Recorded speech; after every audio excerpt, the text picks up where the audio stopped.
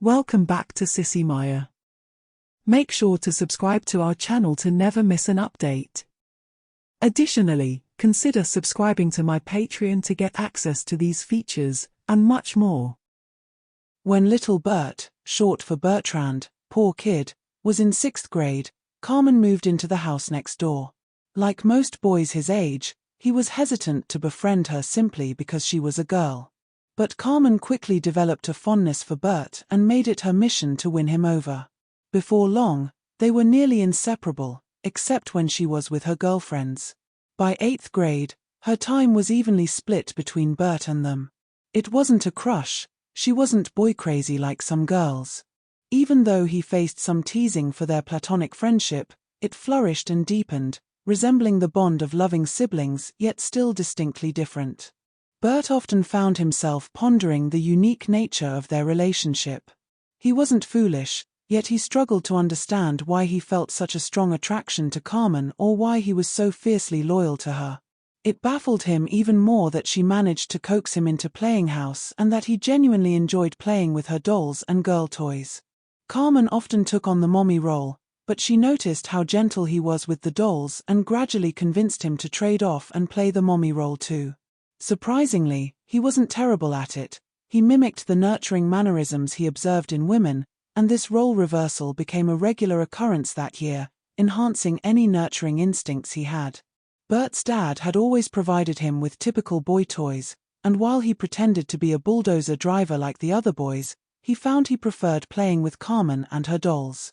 Eventually, they grew out of their imaginative play and transitioned into video games.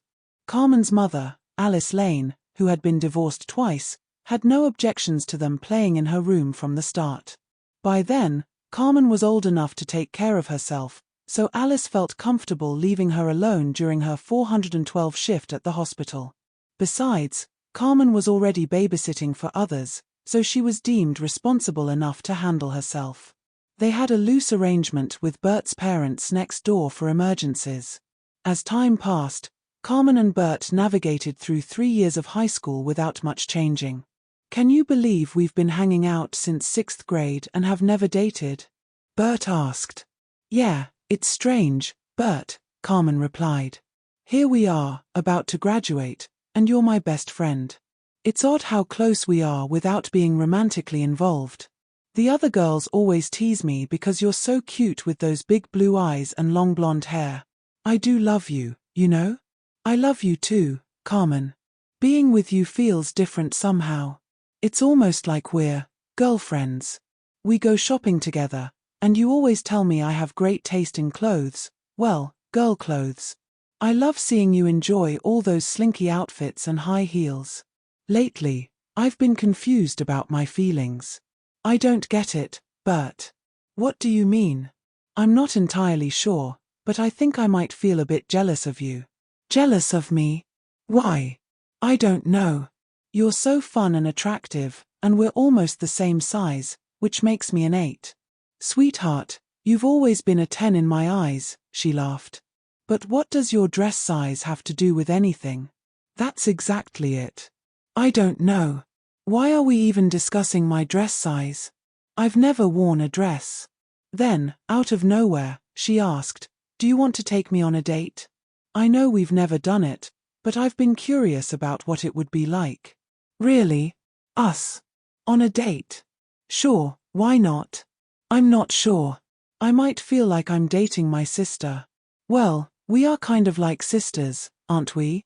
We've done girl stuff ever since I moved here." "I can't argue with that, but I didn't mean it that way. I've never been on a date, so I wouldn't know how to act." "Let's give it a shot, Bert. It could be fun. We have so much in common, much more than just living next door and playing video games." "Yes, and dolls, playing house, and your mom teaching us how to cook too. And you have such a good eye for fashion, Bert. I swear I'm one of the best dressed girls in school thanks to your help. Some of the other girls must be envious that I have my own fashion advisor. You should consider designing women's clothing." Blushing, "Thanks, Carmen. I'm not sure how to respond to that. You know, Bert, it's a shame you can't enjoy any of the lovely outfits you pick out for me. I feel bad about that. We've shared so much these past 4 years.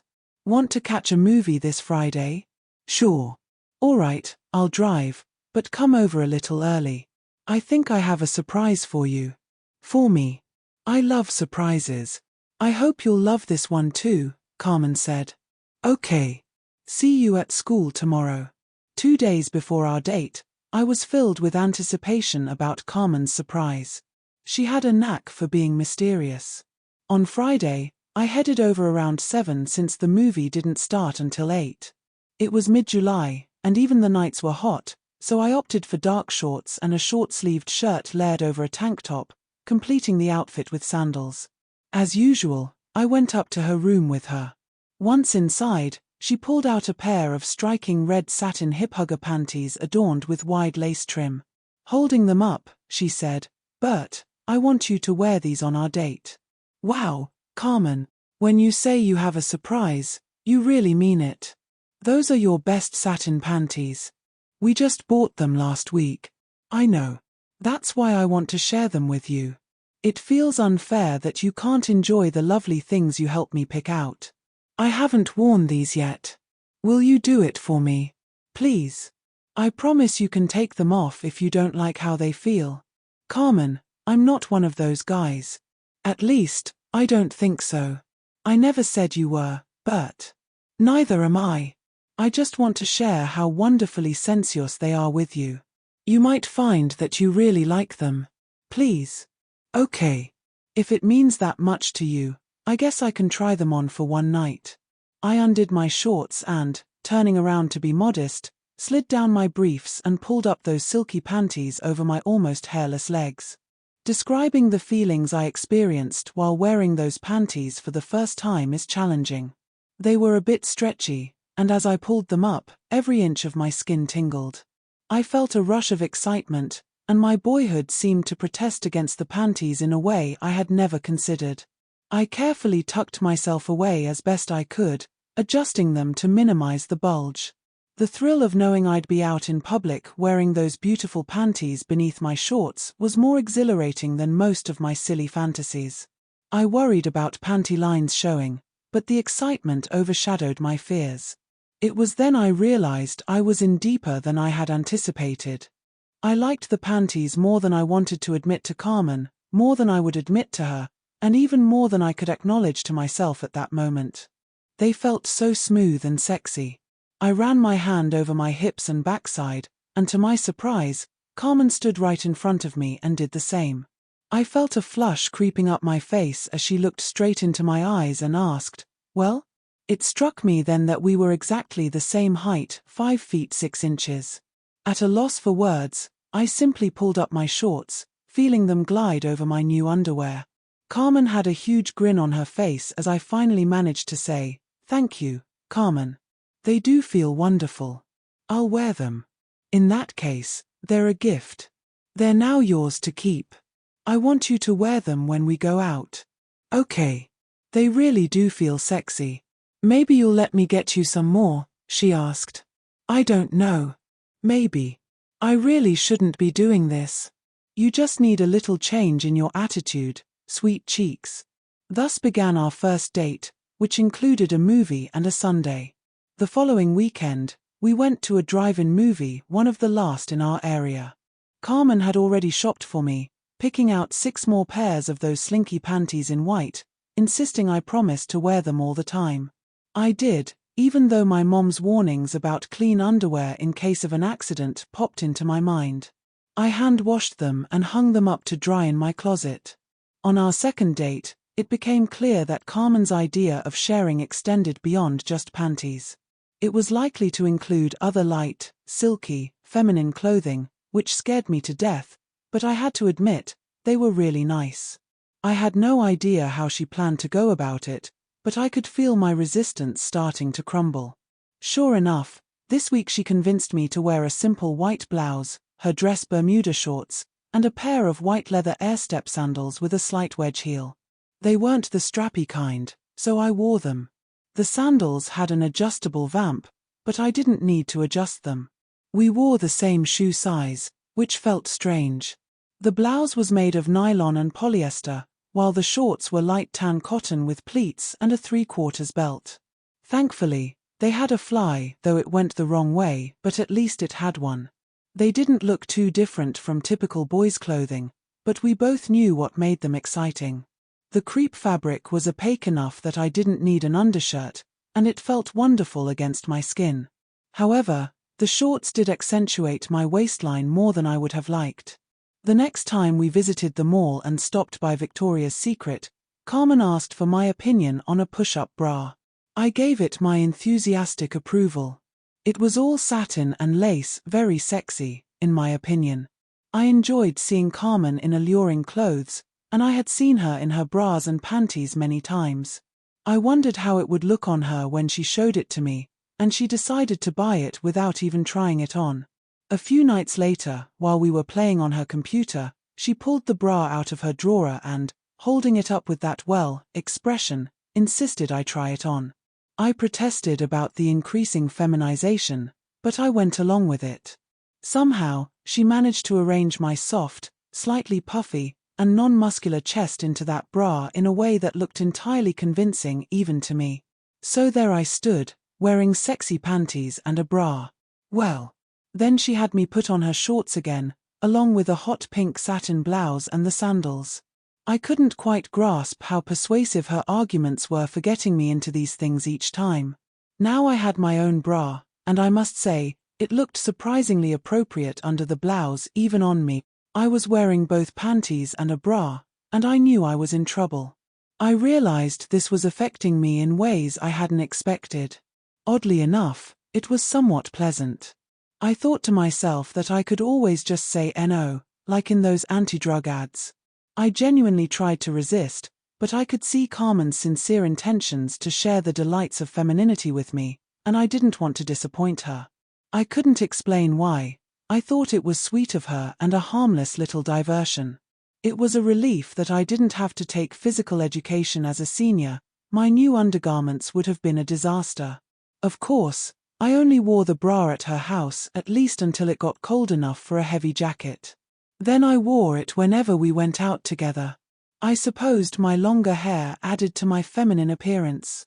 Most of our early dates took place in dark places like movie theaters, which allowed her to dress me in more overtly feminine outfits. Each week, the styles became silkier, sexier, and increasingly feminine. It turned out I was rarely wearing anything masculine when we went out anymore. Carmen always found something that would pass as boyish, at least she convinced me of that if people didn't look too closely, and they rarely did. As school approached, she had insisted I keep my hair long all summer, so my locks now flowed to my shoulders, straightening out at the ends in a pageboy style that swayed whenever I moved. I often reached up to tuck it behind my ear to keep it out of my eyes. I kept my hair clean and healthy, and she loved it long. Her friends did too. I didn't mind the long hair, plenty of macho guys sported longer hairstyles. However, about 2 weeks before school started, she took me to a jeweler and had my ears pierced, adding tiny pearls. My protests fell on deaf ears, as usual. She was exceptionally good at convincing me to improve myself. I have to admit, I quite liked the longer hair, especially with the earrings. After they healed, she gifted me a pair of half-inch gold hoops, which I liked even more. Looking in the mirror, I saw an image of myself, breasts, hair, earrings, that was unsettling because I was genuinely beginning to enjoy these changes and how they made me look. By this point, Carmen had convinced me that it wasn't a sin for a boy to appreciate pretty things. After all, the fashion, hair, and cosmetics industries had long since drawn men into using hairspray, mousse, cologne, lotions, hair color, earrings, necklaces, and bracelets, so why should I be any different? I'd even seen a few guys at the unisex salon getting facials and manicures. One evening, she mentioned wanting to go shoe shopping, so we headed to a large self-serve store in the mall that was clearing out summer sandals. As we browsed the size 7.5 aisle, I pointed out several styles I thought would look cute on her. However, the first pair she tried on was a set of high-heeled loafers with 2.5-inch blocky heels, not very sexy at all. "Do you like them, Bert?" "Not my idea of feminine," I replied. "Good. Step out of mine and into these. No. Yes, Bert. This is just another way for me to share. Just do it. It wasn't really a request, so I complied. It felt very different. All right, now walk down the aisle and see how they feel. I did as she said. Don't be so stiff. Well, they feel fine, but I have to wiggle my tush. Great. It's about time you learned. Now take them off and put them in the cart. So, I did. Since I was being forced into this situation, it felt a little less daunting. We found a pair of sandals we both liked. Again, it was my feet that tried them on. This time, they were striped, sexy, semi-high wedge heels. I was nervous about trying on girls' shoes, but I liked them. They would have looked even better with painted nails, but I had knee-high hose on. I voiced my concerns to Carmen, but it was a very brief discussion. We put the sandals in the cart. Bert, just think about it. Your hair, earrings, and the way you're dressed, nobody's going to bat an eye. Oh, when you put it that way, it makes sense. I guess I do look a bit girlish. She smiled at me. Girlish indeed, her mischievous thoughts whispered, and we've only just begun to liberate you. We also picked up a pair of classic penny loafers, and I thought we were finished. However, as we walked past the dress pumps near the front of the store, we both spotted a stunning pair of red calf, mid-heeled pumps that resembled patent leather. They featured the latest version of the princess heel with 3/4 lifts, much more stable and easier to walk in. I looked at Carmen, and she looked back at me. In that brief moment, I knew it was decided. I tried them on, and they looked amazing with the slacks I was wearing. Do you like them, Bert? Wow, Carmen, what's not to like? They're a bit lower than the loafers, and I love how the vamp is cut to show a little toe cleavage. Gosh, Carmen, I think I'm getting off on them. Walk down the aisle for me. Loosen up, Bert. Heels need some hip action. I followed her instructions and was surprised at how good they felt. I could actually walk in them. Wear them out of the store, she said. Are you serious? No, I'm Carmen, she giggled. But yes. Okay, but if we see anyone we know, I'm done for. You know that. They'll get over it, she replied. When I placed the shoes on the counter, the clerk asked, will that be all, ladies? Ignoring the innuendo, Carmen said, no, then dashed over to grab a shoulder bag that matched my new red pumps. I wore them for the rest of the evening, carrying the bag even though it was empty except for my wallet, right into the movie theater. I drew the line at the malt shop, where I switched back to my new loafers, which were higher but not as overtly feminine. On our first date after school started, as the weather turned cooler overnight in the mountains, she introduced me to yet another sensual experience. Just 2 days prior, temperatures had been in the low 100s, and now they were in the 70s, which would stay that way for a while until it got really cold. It was already in the 50s in the northern states. No one at school seemed to notice anything unusual, or at least they hadn't made a fuss about it. I had always been a bit nerdy, so the kids expected my eccentricities, especially since I hung out with girls. I even wore my pants a little low to avoid accentuating my small waist. Last time we went to the drive-in, I complained that the ladies' slacks left me feeling a bit chilly. She had a solution for that too. This time, instead of a movie, we were going to a football game, and she handed me a pair of heavy dance tights to keep me warm. The sensations of slipping those tights over my panties were almost overwhelming. They felt sleek, slick, silky, and sexy. I could feel every inch of my legs being caressed by them, even under the chic blue jeans I would be wearing that night. She was right. Of course, I was toasty warm. I should have known. I had started working at Joe's Pharmacy when I was 17, which was, of course, after Carmen had influenced my thinking on a few matters.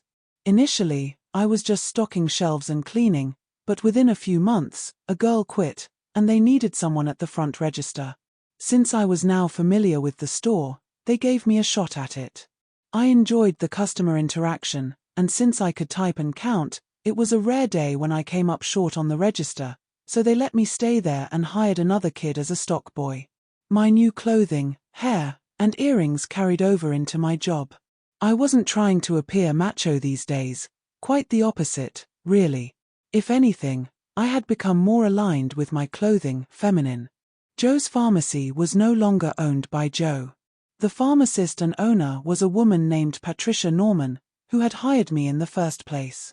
Being a woman, and now realizing that women are naturally more observant than men, I figured that if I continued down this path of blatant outer garments, I might get fired one day. But that wasn't a concern at the moment.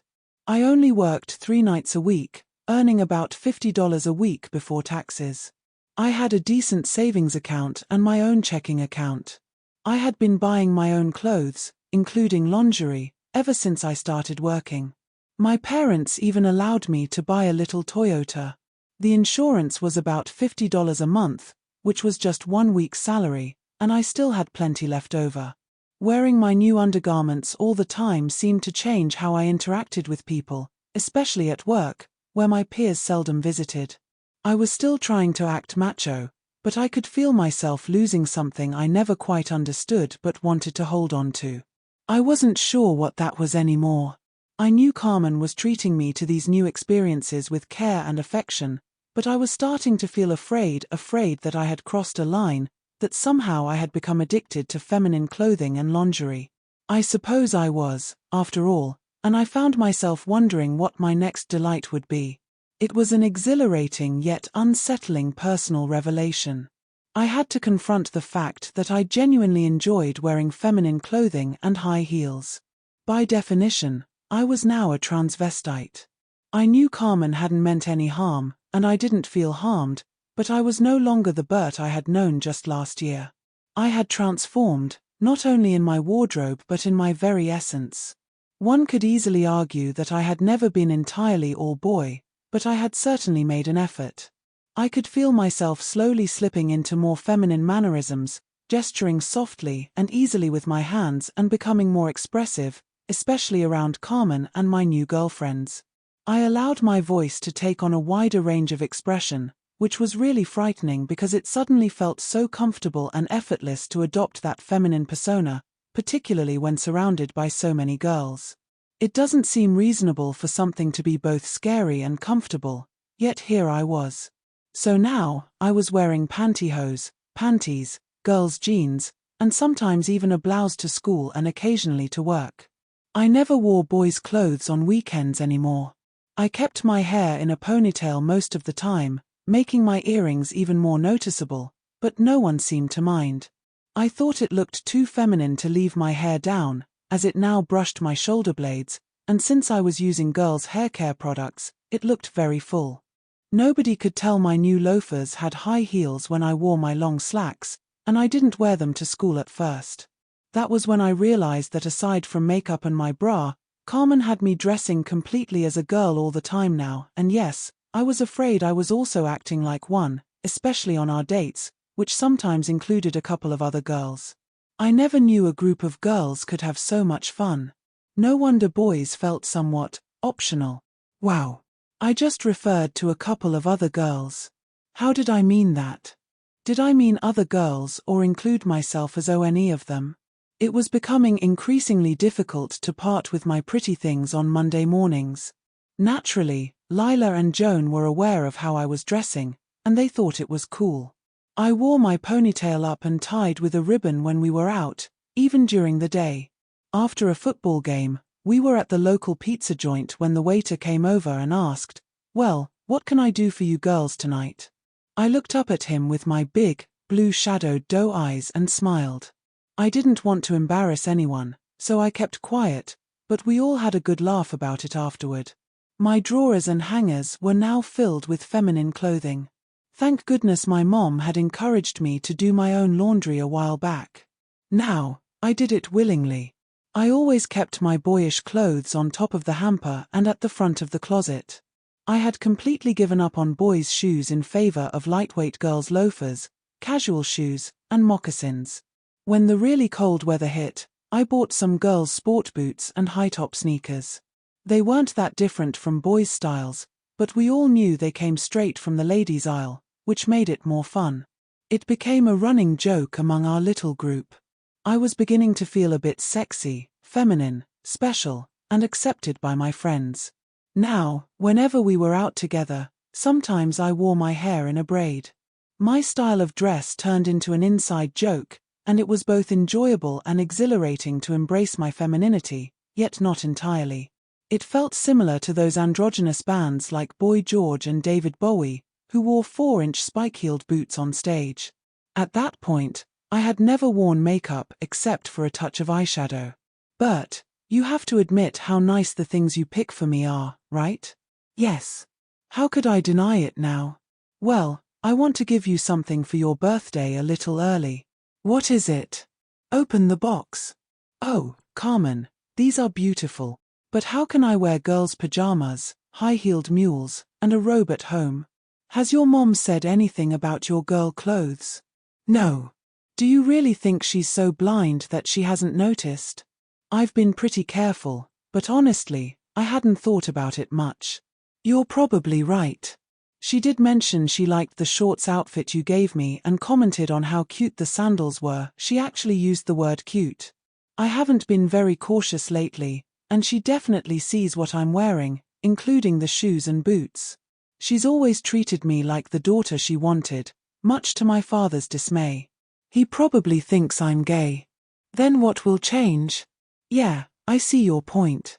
I suppose I could enjoy them as long as I don't flaunt it in front of my dad. All right, I'll wear them, and thanks again. Kiss. Your lips taste like raspberry, Carmen. Do you like it? Yummy. Here, try some. In an instant, she had my lips coated in a rosy frost raspberry, both looking and tasting delicious. Then she got into it, applying some gloss on top and kissed me again. Yes, that does taste good. A little different on you, though. Sit. I perched on her vanity as she delicately plucked my eyebrows and filled them in, adding mascara to my lashes. There, that's better. I glanced in the makeup mirror, and it struck me Bert was history. A little lipstick and eye makeup transformed me into someone almost unrecognizable, nearly a girl. Now I understood what I meant by other girls. I could easily see how the waiter had made a mistake, but was it really a mistake? Was I still really a boy? I had the male gender, but what about my gender identity? We had learned in school that those were two different things. Holy cow, is that Emmy? Oh my, Bert, honey. I'm sorry. I think I've gone too far. I think I might have just lost my best boyfriend. What do you mean? Just look at you, honey. That face. You look like a blonde, blue-eyed Terry Hatcher. Superman would be captivated by you, and with your Batgirl training from Halloween, you even talk and squeal like her. Those eyes, a man could drown in those deep blue pools. Oh, come on, Carmen. Don't mind me. Just a little fantasizing. Bert, we can no longer keep that name in our circle of friends. Don't we have more fun than you ever did with boys? You know we do. Then how about Beth instead of Bert? Bethany and Williams.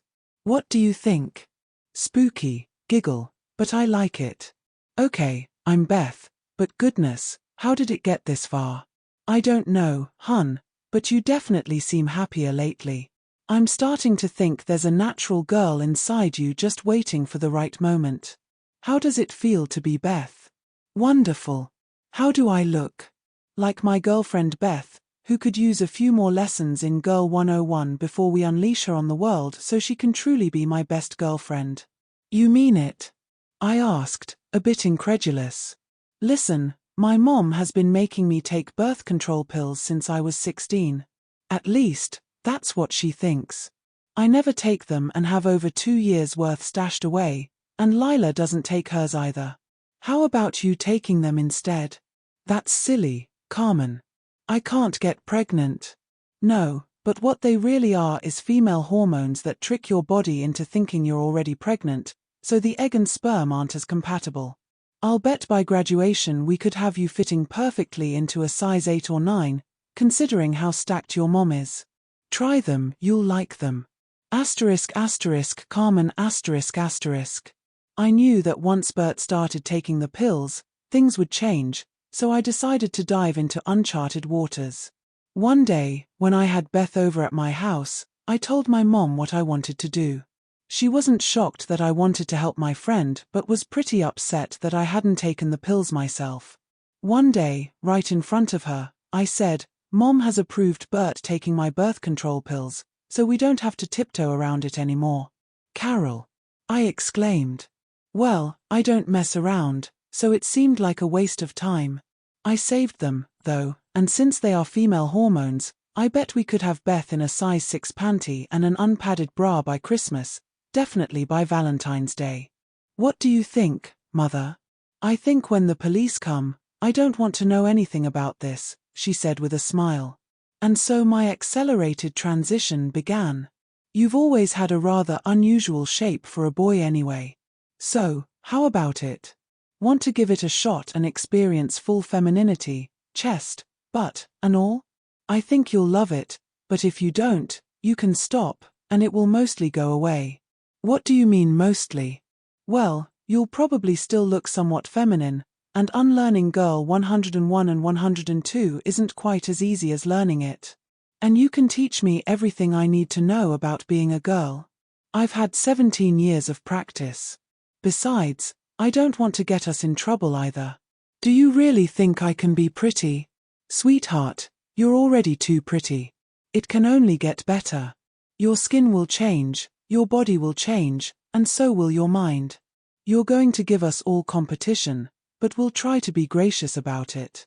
I'm willing to take that chance. What do you mean about my mind? Oh, you'll find it difficult to think like a boy and you'll start reacting like a girl, that's all. It's quite painless, really. You'll hardly notice it happening, but I'm afraid other people will. I felt doomed, happy, but doomed. All right, Carmen. We can try it for a while. Months passed. Bethany was blossoming, and the culmination came when I donned Carmen's prom gown with full makeup. As I gazed into the mirror, time seemed to stand still, forever, yet it compressed into mere seconds. I felt a delightful pulse in my panties and then fainted. The next thing I knew, both Carmen and her mother were hovering over me, with Carmen applying a cold compress to my forehead. Mrs. Lane asked, "Is she going to be all right?" "I'm sure she is, Mom." It was just the shock of seeing herself in a formal gown and heels for the first time. "You are all right now, aren't you, Bethany?" "Yes, Carmen, I'll be okay." "Mrs. Carlton, I'm so terribly sorry. I shouldn't be like this." "Nonsense, dear. Carmen and I have talked about your situation before, and I've certainly noticed how much you've changed over the past few months. It's positively amazing, but I'm not shocked. I think she's right, you really should have been a girl.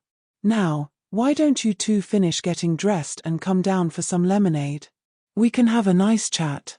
"All right, Mom. We'll be right down." "I can't believe this, Carmen.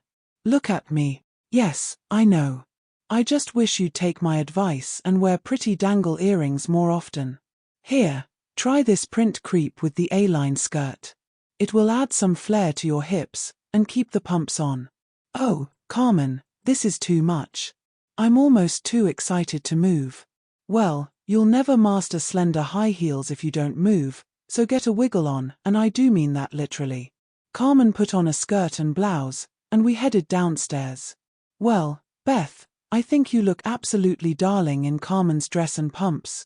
I want you to know that it's perfectly fine to come over any time you want to work on your girl skills." "Mrs. Lane, I don't know what to say. I think I'd love that. I definitely need to learn how to navigate wearing a dress." "Actually, Mom," Carmen interjected, "she's been practicing for months and is almost there. She even goes to work as Beth now and is fully accepted as a girl by her boss and the customers. In fact, Mr. Thompson, our principal, gave her an ultimatum to decide who she's going to be or leave school." "Well, dear, just try speaking in a softer register like we taught you for Halloween, with more inflection. I think you'll pass anywhere. And for Pete's sake, decide to be Beth for good." "Oh, I see. Thank you. I'll practice." "You mean like speaking more from the throat instead of the chest?" "Exactly. and with more highs and lows. If you must scream, do it from the throat as well. Okay, and honestly, I don't think there's much choice anymore. I'm going to end up as Beth. I really like the new me, but it all started so innocently with just a pair of Carmen's panties.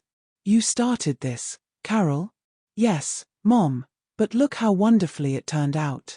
I just wanted to share with my best friend, that's all. I began to share, and Beth sort of blossomed after a while.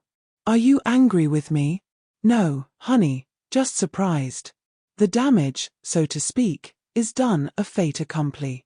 You aren't angry, are you, Beth? Are you kidding, Mrs. Lane? I just want to keep going to the end of the rainbow. I understand you're taking Carmen to the prom. Yes, she just asked me this week. Mom, do you think she could get away with wearing my beige chiffon dress and high heels to the prom? Of course, honey. I can't see her going in a tux. She'd look ridiculous with those B-cup breasts and 25-inch waist. Plus, you'll at least be the same height. This should be fun, although I wouldn't normally approve of you dating another girl, Carmen, she laughed. She's barely aware of herself yet, Mom. She's still a tiny bit Bert, but we can fix that, can't we? If that's what she wants, we can. You two are really overwhelming me. Please stop talking about me like I'm not here, okay? I feel so tingly and strange like this, but it feels really great. Yes, I think I would like to try being all that I can be, like the army says. This is more fun than I've ever had in my entire life. Well then, I have a little confession to make, said Mrs. Lane. You know, Beth, you have what they call an androgynous body already. I think that's definitely a possibility. You could go to the New Year's ball as sisters next year. However, you have a lot to learn before you venture out into the real world full-time. Mother Carlton and I will help you. Sure. I'll do it, but first I need to master the heels. Oh, we'll have that down in no time. It's the rest of getting rid of Bert that's the real challenge. Mrs. Lane, may I ask you a question? Certainly, honey. How come you're okay with turning me into a girl? The world needs more gentle spirits like you, Beth. Have you ever met Carmen's father? No. Well, then, you wouldn't really understand our position, but you two have been like sisters forever anyway. This is just a matter of a little clothing and behavior adjustment. Maybe, but what about my parents? How do you think your parents feel about you now? I think my dad thinks I'm a sissy anyway, and my mom just doesn't pay that much attention. Or if she does, she doesn't really care. Well then, if you end up being a girl, they won't be that surprised, will they? No, I suppose not. I'll be 18 next month anyway. I can do what I want. What kind of job are you looking for, Beth? Oh, I've already got a pretty good one, Mrs. Lane. I work for a catalog company taking phone orders and doing some typing and filing. That's wonderful, dear. Start working on that voice, and when people begin calling you miss on the phone, you'll know you've made it. I think we can make your feminine presence overwhelming, but the phone is the final test.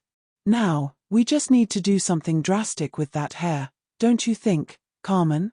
I think I should take her to Sherry at the mall and let her get a cute haircut, something easy to manage and just borderline boyish. Would that be okay, Beth? If being a girl feels as good as this, I don't think I care what happens to me otherwise. I had some big decisions to make over the weekend, but I made them all on my own, despite Mrs. Lane's suggestion. I showed up for school on Monday morning dressed in my usual chic jeans with knee-highs and flats, a light blue long-sleeved jersey blouse with double ruffles down the front, dangle earrings, and my hair in a ponytail tied with a blue ribbon. The die was cast. Many kids didn't recognize me, but the in-crowd did and greeted me with hugs. It didn't take Mr. Thompson 2 periods to hear about me, and I soon found myself back in his office. Well, young lady, I see you've finally made a decision.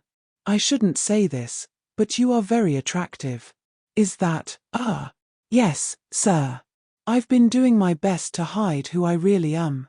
Well, what's your new name? What should we call you now? I'd like to graduate as Bethany and Williams, sir. Fine. Now that's settled, I can finally get some sleep. I was worried you were going to give me an ulcer. Your records will be updated immediately. Have your mother call me, and I'll explain how to change your birth certificate and legal name. For now, the certificate will still have to list you as male, but the name can be changed. What you do about the rest is none of my business. Enjoy your new life, but be a good girl, understand? Yes, sir. I don't think you have to worry about that. None of the boys would even touch me. Don't be too sure, Beth. I left his office on cloud 9.5. 9 just wasn't high enough. Finals were in 2 weeks, and the prom was in 3. I was going in a cocktail dress and heels. I was giddy. Wow. The school buzzed with excitement for the rest of the week, but soon settled down, and I became just another girl, a distinction I never dreamed I wanted. I wore dresses regularly. Dad finally accepted it and even started calling me Beth, while my relationship with Mom grew closer each day. I never knew she cared so much, but maybe it was just having an effeminate son that had bothered her. We never discussed it. She coached me, too, and by the time finals arrived, I was indistinguishable from any other girl in both manner and dress. I now had some beautiful dresses, sexy lingerie, and pretty shoes in my closet. My nails were long and always painted, and I could now use my hands to express myself freely. After much practice with Carmen and her mom, my voice had transformed into a smooth, high contralto. I confessed to Mom how I had begun changing my body, and she took me to her gynecologist to get the proper hormones. Dr. Farina recommended time-release shots, which she showed me how to administer every 2 weeks. I felt another growth spurt coming on before the prom. I was sore, and my breasts were constantly sensitive. They showed through everything I wore. Oh well. By prom time, Bert's male anatomy had retreated inside me, and his little penis didn't even require a control panty anymore. It had shrunk back to about the size it was when Bert was 8 or 9, which I found lovely. It felt like a useless appendage, and I wondered, what do I need this for, Beth? I couldn't answer that except to think it was just in the way. Carmen and I did date for the prom, sort of. We went together at least. I wasn't jealous when she danced with all those boys who didn't have dates. I felt very special in her dress. She told me I had great legs, especially in heels. The cleavage wasn't too shabby either. However, we didn't go home together. Troy Perry took her out afterward and brought her home, while Peter Grant, along with several others who bravely asked me to dance knowing full well who I was, seemed quite interested in me, and he took me out later as well. He opened doors for me and treated me like a true gentleman. He was tall, about 6 feet, I'd say, and rather cute, in my opinion. Even in my heels, he was 3 inches taller than me. It was an incredible, hassle-free night. With my hair piled high, my cleavage on display, and dramatic makeup complemented by long dangle earrings, Carmen had told me I looked quite fetching. Up to that point, I had considered Patricia's suggestion about her and me getting married after high school, but now, experiencing my first boy myself was incredibly stimulating. He held my hand as we walked, and I loved hearing the click of my heels tapping against the floor. I felt so incredibly feminine with him. It made me wonder how I had ever managed to be a boy for so long. What Carmen had said was true. I couldn't think like a boy anymore, and I found myself responding to Peter just like any other love-struck girl. He was very cute and charming, and I felt him growing on me by the minute. When we got home, he rushed around to open my door, taking my delicate hand in his to help me exit the car. As he walked me to the door, he wrapped his arm around my tiny corseted waist. Mom had kindly left the porch light off, and as we stood in the moonlight, Peter pulled me into his arms and kissed me. It was my first kiss with a boy. It was long and deep, with my breasts pressing against his manly chest, and I loved it. Peter, don't say anything, Beth. And with that, he kissed me again. I lost track of time, standing on tiptoe with my arms around his neck. The only thought running through my mind was, Peter, I think I want to bear your children. Geez, was I ever in trouble?